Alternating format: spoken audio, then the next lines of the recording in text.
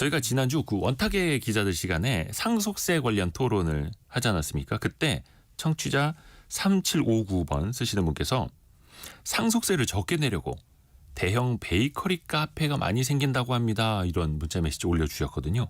실제로 최근에 그런 보도들이 이어지고 있죠. 슬기로운 세무생활 시간에 한번 따져보시죠. 누리세무그룹 김철훈 세무사와 함께합니다. 안녕하세요. 안녕하세요. 김철훈 세무사입니다. 최근에 그런 이야기 정말 많습니다. 대형 베이커리 카페를 차려놓으면 상속세 나중에 낼 때 굉장히 유리해진다. 네.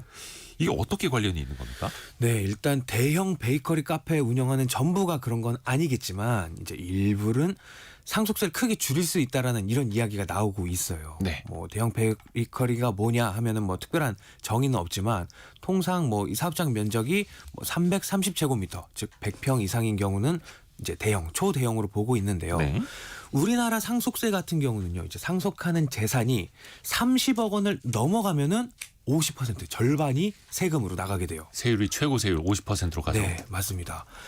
예를 들어서 아버지 재산이 60억이면 세금만 한 30억 가까이 나오게 되는데요.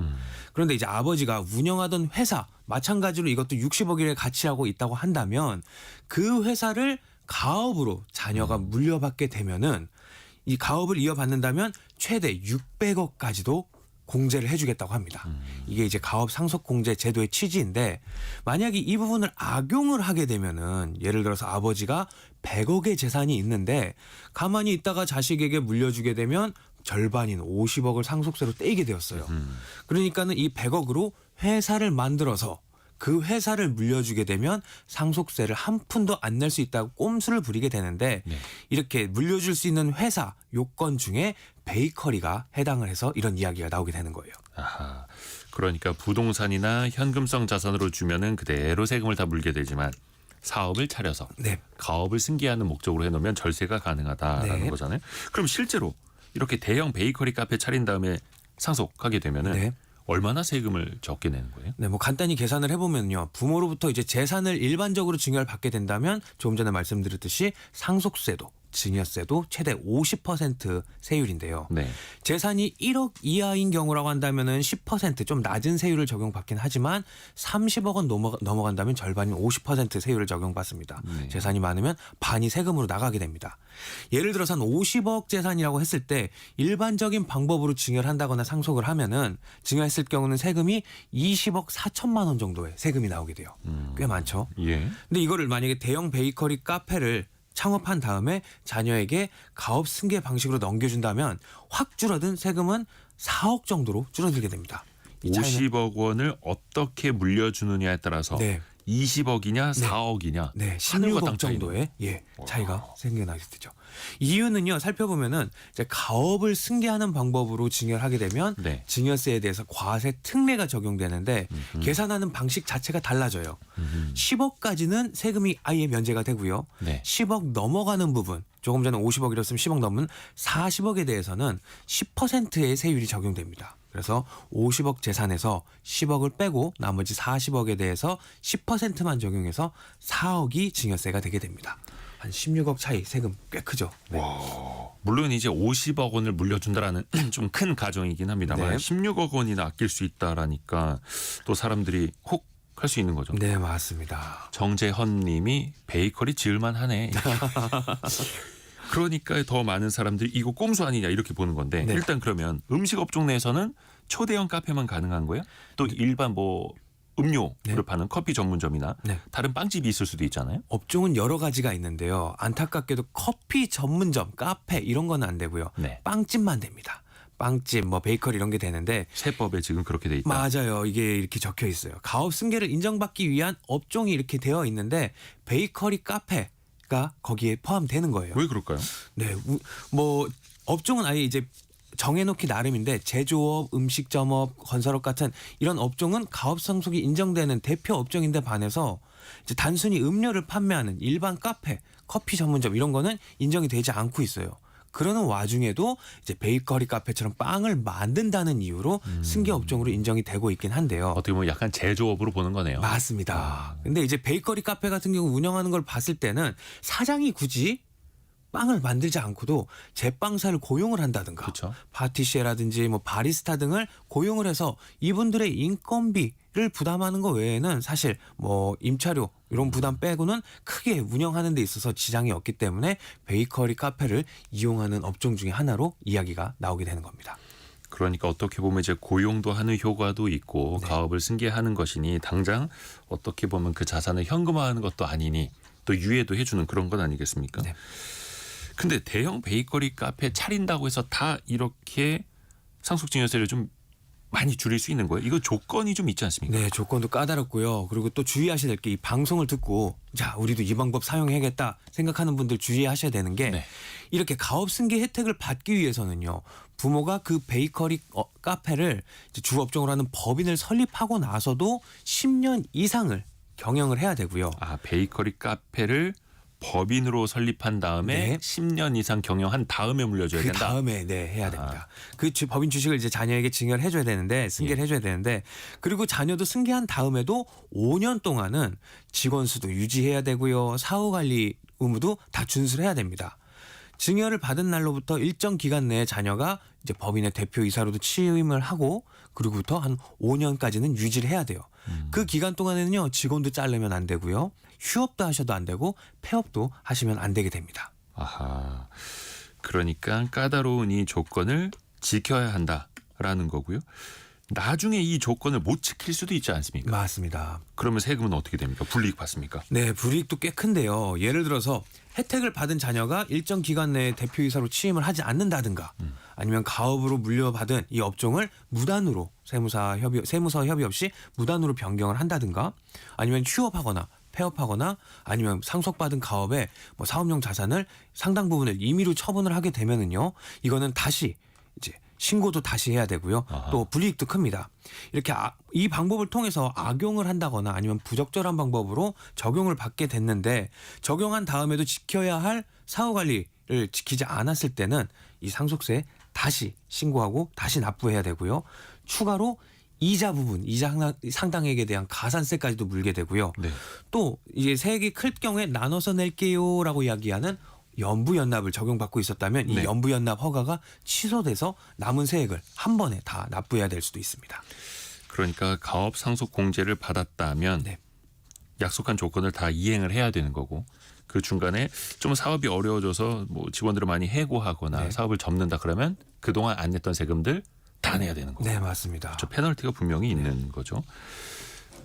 아까 박영철 님이 빵집 그래서 도시를 벗어나면 빵집 카페가 참 많이 보이던데 그런 이유가 있었나 보네요. 이렇게 보내주셨고요. 신승호 님은 빵집도 결국은 부동산 장사 같아요. 다들 목 좋은 자리에 있네요. 이렇게. 사실 그것도 일종의 또 전략이기도 하죠. 그분들 그렇죠. 입장에서는. 자, 그러면 본질로 한번 들어가 볼까요? 이 가업 상속 공제라는 건 왜 생겨난 겁니까? 예, 가업 상속 공제가 생겨난 이유는 이제 오랫동안 땀을 흘려가지고 일군 이 기업이 네. 상속세 하나 때문에 문을 닫거나 이런 안타까운 상황을 좀 막기 위해서 그리고 기업의 지속적인 성장을 뭐 돕기 위해서 만들어진 건데요. 네. 쉽게 예를 들어 볼게요. 꼬막 공장을 운영하는 경우가 있었는데 옛날에 뭐 장인 정신이 투철하신 김씨 할아버지가 있었어요. 이분의 뭐 일념은 평생 동안 최고급 명품 꼬막을 만들어서 파는 거였는데 이렇게 해서 뭐 인생을 다 바쳐서 꼬막 공장을 만들어서 꼬막을 팔고 아주 튼튼한 중소기업을 만들어냈어요.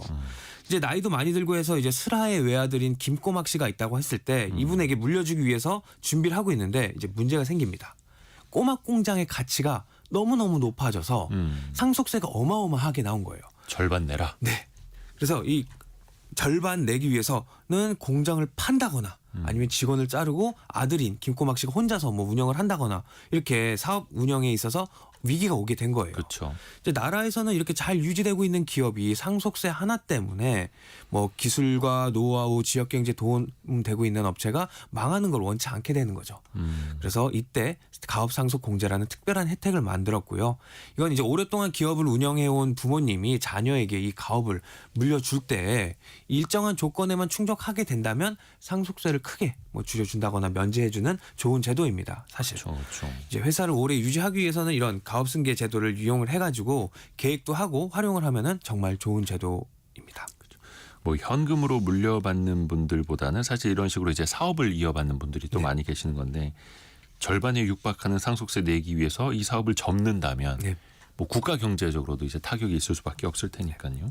그래서 이거는 유예, 그렇죠? 유예해주는 제도로 이렇게 되기를 해야 될 것 같은데, 그러면 이 베이커리 말고도 가업 상속 공제를 받을 수 있는 업종들도 좀 알려주세요. 안 되는 업종도요. 네, 가업 상속 공제를 받을 수 있는 업종은 주변에서 사실 흔히 볼 수 있는 여러 종류의 업종들이 있는데요. 네. 뭐 예를 들어 가지고 건설업이라든지 음식점업이라든지 제조업이라든지 이런 거 다 됩니다. 근데 이제 중요한 건 상속세 및 증여세법 이제 시행령 별표에 규정된 업종이어야 되는데, 이게 웬만한 업종은 다 되는데 안 되는 업종들이 열거가 돼 있어요. 이제 부동산 임대업, 소비성 서비스업 이런 업종들이 안 되고요. 법무 서비스업, 그리고 저희 같은 세무사업 같은 전문직, 이제 그리고 또 그 외에도 토지가 주된 재산이 될 수 있는 골프장, 스키장, 뭐 주차장, 심지어는 운전면허 학원 같은 경우는 안 되는 겁니다. 이제 중요한 거는요, 이제 해당 업종이 이제 돌아가신 분의 10년 이상 계속해서 경영을 한 사업이어야 한다는 점이 가장 중요한 점입니다. 이 가업 상속 공제 대상이 안 되는 업종도 꽤 많이 있네요. 네, 맞습니다. 법무, 세부, 그 세무, 네. 서비스업도 안 되고, 김철원 세무사님도 좀 네. 그러시긴 하겠네. 골프장, 스키장, 주차장 이런 데도 안 되는 거고, 그러니까 거의 그러면 이제 제조업 쪽에 좀 이렇게 혜택을 주는 그런 정책이라고 이해를 하면 맞습니다. 되겠네요. 네. 그러면 앞에서도 베이커리 카페 같은 경우에도 법인으로 차려서 10년 이상 경영을 해야 이 가업상속공제 대상이 된다고 말씀해 주셨잖아요. 개인 사업자로 하면 안 됩니까, 그러면? 네, 개인 사업자도 가능합니다. 법인 사업자뿐만 아니라 개인 사업자도 다 가능한데, 네. 다만 약간의 다른 부분이 있는 거는요. 법인 사업자 같은 경우는 거의 모든 법인과 관련된 뭐 사업이랑 재산이랑 다 전부가 가능하다고 보면 되는데, 개인 사업자 같은 경우는 약간 한정적입니다. 그래서 개인 사업자의 금융자산이라든지 뭐 이런 것들은 안 되고, 사업과 관련이 있는 토지, 사업과 관련이 있는 건물, 사업과 관련이 있는 기계장치, 이러한 것들로만 위주로만 가업상속 이 제도를 이용을 할 수가 있습니다. 아하, 조금은 이제 다른 면이 있네요. 예를 들어서 그 부모님 사업을 자녀들이 나눠서 갖게 되면, 네. 2명, 3명이 나눠서 받게 되면은 그때도 공동 상속해도 가업상속 공제를 받을 수 있는 거예요? 네, 가능합니다. 이제 한 개의 가업을 자녀들이 공동으로 상속하는 경우에는 각각의 자녀가 대표자로 취임을 하고요. 그리고 가업 승계 요건을 충족을 했다면 그 자녀가 받게 되는 지분에 대해서도 가업 상속 공제를 적용을 해주게 바뀌었어요. 이제 과거 같은 경우는 이제 자녀 한 명이 해당 가업 전부를 상속받았을 때만 이게 적용이 됐었는데, 아하. 2016년도서부터는 이제 공동 상속이 허용이 되었습니다. 2016년부터 바뀌었다. 네. 또 추가로 혹시나 가업이 2개인데 각각의 자녀 한 명 한 명씩에게 줬을 때는 어떻게 되느냐 궁금하는 경우도 네. 있는데요. 각각의 자녀가 상속인 요건을 모두 갖췄다고 한다면 그 공제 금액 한도 내에서 가업 모두에 대해서도 가업 상속 공제를 적용받을 수가 있습니다. 그러니까 사업을 여러 개 갖고 있다면 여러 자녀에게 나눠줘도 해당이 된다. 네. 자녀가 만약에 이제 직장을 다니거나 다른 사업을 하고 있는 경우에도 네. 이런 혜택을 받을 수 있습니까? 네, 이때에도 가능합니다. 이제 다른 회사에서 재직을 하면서 해당 부모님의 가업에 부모님이 돌아가시기 전 2년 전, 즉 상속기 시일 2년 전에부터 계속해서 이제 자녀가 일을 했다고 한다면 가업 상속 공제가 가능해요. 이제 자녀가 가업 종사를 했는지 안 했는지 여부는 직접 아니 전적으로 가업에 종사했을 때뿐만 아니라요, 다른 일을 하면서도 겸업할 때에도 아하. 그 의사결정에 있어서 중요한 역할을 담당했다고 한다면 직접 종사했다라고 해석을 하게 됩니다. 상속받기 2년 전부터 일을 같이 했다라는 네. 것만 입증이 되면 된다. 맞습니다. 다른 일을 동시에 했었어도. 또 하나 마지막으로 이 기업을 넘겨주고 받을 때 네. 주의해야 할 점 있다면 좀 알려주세요. 네, 계속 말씀드렸듯이 물려주는 부모 입장에서는요, 그 가업을 10년 이상 경영을 해왔어야 되는데, 네. 단순히 사장 명의만 걸어놓고 자녀가 운영하는 것이 아니라 실제 부모가 가업 운영에 적극적으로 참여를 해야 인정을 받을 수가 있기 때문에요. 세금 계획을 잘 세워서 이 가업승계 제도를 잘 이용하고 유리한 시점과 방법을 계획을 해야 됩니다. 그리고 물려받는 자녀 입장에서는요, 나이가 18세 이상이어야 되고요, 또 2년 이상 가업에 종사를 직접 했었어야 됩니다. 그리고 또 물려받았다고 한 다음에 끝나는 것이 아니라 함부로 업종을 변경을 한다거나 아니면 자산을 처분하면 안 되기 때문에 항상 사후관리 이거 의무를 위반하면은 내가 받았던 세금 감면이라든지 추가로 이자 상당액까지 납부할 수 있다라는 걸 명심하고 조심해서 운영을 해야 됩니다. 그렇죠. 이 가업 상속 공제가 당장은 세금 부담을 줄일 수 있어 좋지만 네. 나중에 해당 업종이 안 좋아졌을 때 특히 직전 그 코로나19 상황에서 팬데믹 때 가업 상속 공제 받았던 분들이 사업이 너무 어려워 사업을 이제 접을 수밖에 없었는데 기존에 내지 않았던 상속세를 엄청나게 내야 해서 네. 뭐 신용불량자 되고 이렇게 또 위기에 또 처하시는 분들도 계시더라고요. 맞습니다. 예, 계획을 잘 세워서 이용을 하는 걸 추천드립니다. 모든 제도엔 또 명암이 다 있습니다. 김철훈 세무사 함께했습니다. 고맙습니다. 감사합니다.